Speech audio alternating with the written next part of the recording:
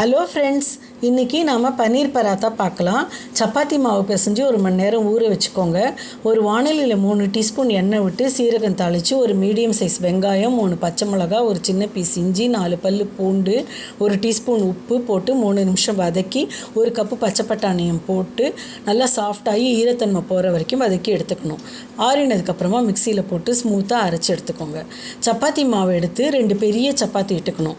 ஒரு சப்பாத்தியில் நடுவில் இந்த பட்டாணி கலவையை பரப்பி போட்டுடணும்.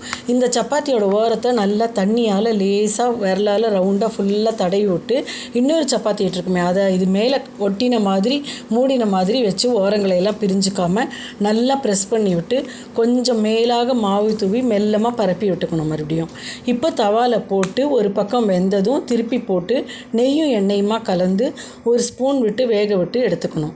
திருப்பி போடுறச்சே நல்லா ப்ரெஸ் பண்ணி திருப்பி விடுறச்சே ஒப்பிண்டு வரும். ரொம்ப சாஃப்டாக இருக்கும்.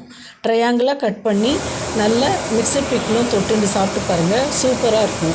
மிக்சர் பிக்கிள் ரெசிபி என்னோடது டிஸ்கிரிப்ஷன் பாக்ஸில் கொடுத்துருக்கேன், அதையும் பார்த்துக்குங்க. Bye friends.